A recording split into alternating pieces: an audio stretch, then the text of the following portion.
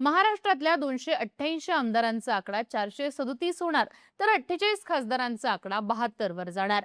One nation one election आणि अडकलेली राष्ट्रीय जनगणना या दोन फॅक्टर्समुळे आकडा वाढण्यासाठी किमान 10 वर्ष लागतील असं बोललं जात होतं. कारण मतदारसंघ पुनर्रचनेसाठी जनगणनेचा आधार हा आवश्यक आहे. 2021 सालची जनगणना ही कोविडमुळे राहिलेली आहे, ती अजूनही झालेली नाही. दुसरीकडे मोदी सरकार सगळ्या राज्यांच्या आणि केंद्राच्या निवडणुका एकत्रित घेण्यासाठी वन नेशन वन इलेक्शनची तयारी करत असल्याच्या बातम्या होत्या. पण वन नेशन वन इलेक्शनचं सूत्र कधीही राष्ट्रीय पक्षांसाठीच फायद्याचं ठरणार. पण त्यासाठी पुन्हा जनगणनेचा आधार आणि किमान 50% अधिक राज्यांचा पाठिंबा हा आवश्यक ठरणार होता. त्यामुळे या प्रोसेसला सुद्धा 2034च्या लोकसभेच्या निवडणुका उजळाव्या लागणार असंच दिसत होतं. पण आता मात्र अमित शहाच्या हालचालीमुळे 2029 सालीच बडा धमाका होणार आहे असं दिसू लागलंय. केंद्रातलं मोदी सरकार एक विधेयक मांडण्याच्या तयारीत असून या विधेयकाच्या निमित्तानं विरोधी पक्षाला प्रादेशिक पक्षांना विश्वासात घेऊन चर्चा सुरू असल्याचं सांगण्यात येतंय.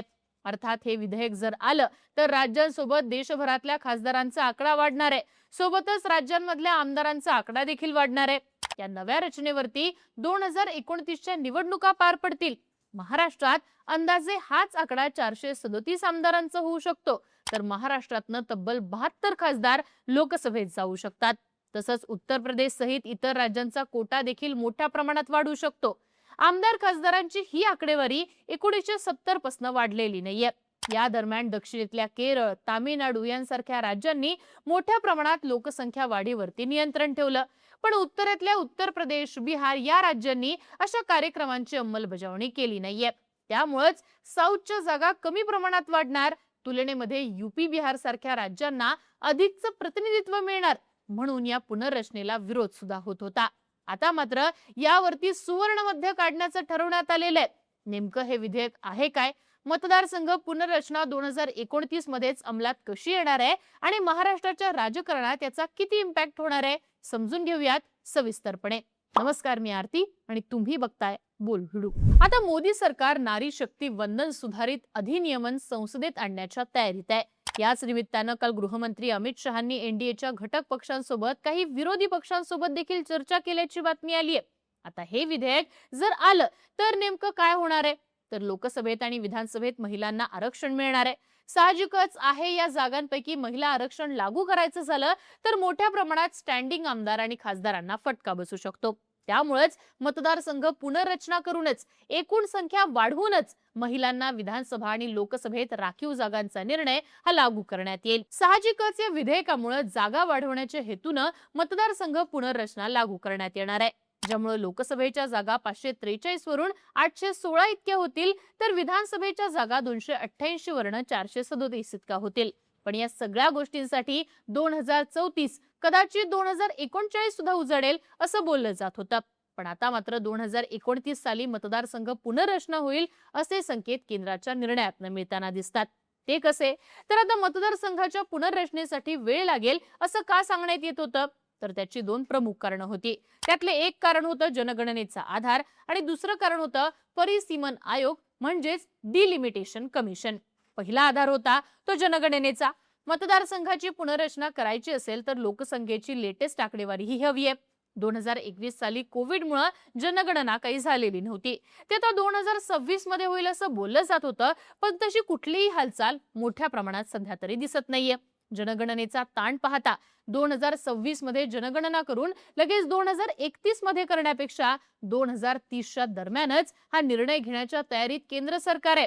पर्यायानं लोकसंख्येचा आधारच पुनर्रचनेसाठी नसणार होता. पण आता मात्र 2011च्या जनगणनेचा आधार घेण्याचं निश्चित करण्यात आलेलं आहे. पर्यायानं ज्या कारणामुळे मतदारसंघ पुनर्रचनेचा निर्णय पुढे जाईल असं बोललं जात होतं, ते कारणच भाजपकडनं दूर करण्याच्या हालचाली सुरू झाल्यात. त्यामुळेच 2034च्या ऐवजी 2029 मध्ये आमदार आणि खासदारांची संख्या वाढू शकते असं म्हणता येतं. असं असलं तरी डिलिमिटेशन कमिशनची भूमिका इथं महत्वाची ठरणार आहे. आता ती नेमकी काय हे सविस्तर सांगते. लोकसभा आणि विधानसभा मतदारसंघाची रचना, तिथली लोकसंख्या हे सगळं निश्चित करण्यासाठी डिलिमिटेशन कमिशन स्थापन करण्यात येतो. संविधानाच्या कलम 81 आणि 82 नुसार या आयोगाची तरतूद करण्यात येते. इतिहासात पाहायचं तर 1952, 1963, 1973 आणि 2002 साली अशी 4 वेळा मतदारसंघ पुनर्रचना आयोगाची स्थापना करण्यात आली. दर 10 वर्षांनी जनगणना झाल्यानंतर मतदारसंघाची पुनर्रचना व्हावी अशी घटनेत तरतूद होती. त्याप्रमाणे पहिल्या 30 वर्षात म्हणजे 1952, 62 आणि 73 साली मतदारसंघाची पुनर्रचना देखील करण्यात आली. पण पुढे 42व्या घटना दुरुस्तीनं हे 2001 पर्यंत लोकसभा आणि विधानसभेचे जे मतदारसंघ आहेत ते 1973च्या रचनेप्रमाणेच राहतील अशी तरतूद करण्यात आली.